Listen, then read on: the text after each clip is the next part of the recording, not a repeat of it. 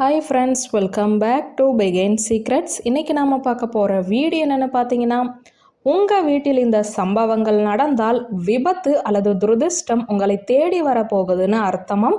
வாங்க இன்னைக்கு அதை பற்றி பார்க்கலாம். விபத்துக்கள் பெரும்பாலும் எதிர்பாராத தருணங்களில் நடக்கிறது. இது போன்ற சம்பவங்கள் வாழ்க்கையில் திடீரென்று நடக்க தொடங்குகின்றன. அதன் காரணமாக நம் வாழ்க்கை பாதிக்கப்படுகிறது.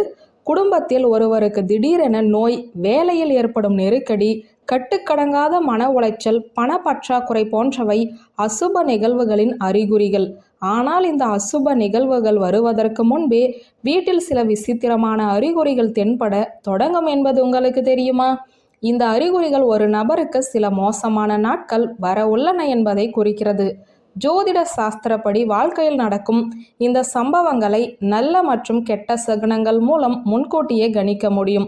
வீட்டில் சில விஷயங்கள் திடீரென நிகழ்வது மிகவும் அசுபமாக கருதப்படுகிறது. இந்த பொருட்கள் வீட்டில் இருப்பதால் ஒரு நபருக்கு பிரச்சனைகள் அதிகரிக்கவும் தொடங்குகிறது. முதலில் துளசி கருகுவது. துளசி இந்து மதத்தில் புனிதமானதாகவும் போற்றப்படுவதாகவும் கருதப்படுகிறது.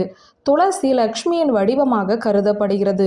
துளசி செடியை வீட்டில் பசுமையாக வைப்பதன் மூலம் லக்ஷ்மி தேவியின் சிறப்பு ஆசிகள் நிலைத்திருக்கும். ஆனால் அதன் தண்டு வறண்டு போக ஆரம்பித்தால் அது ஒரு நல்ல அறிகுறியாக கருதப்படவில்லை. அதன் விளைவு எதிர்மறையான விளைவை அதிகரிக்க முனைகிறது.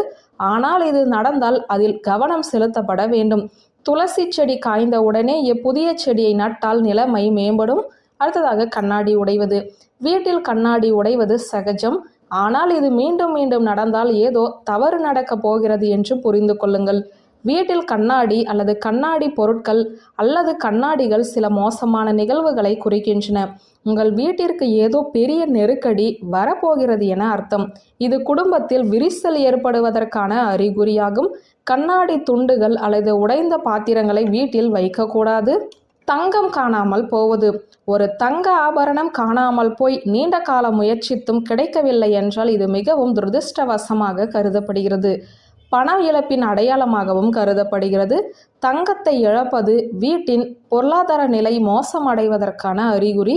பல நேரங்களில் ஒரு நபர் திடீரென நிதி நெருக்கடியால் சூழப்படுகிறார்.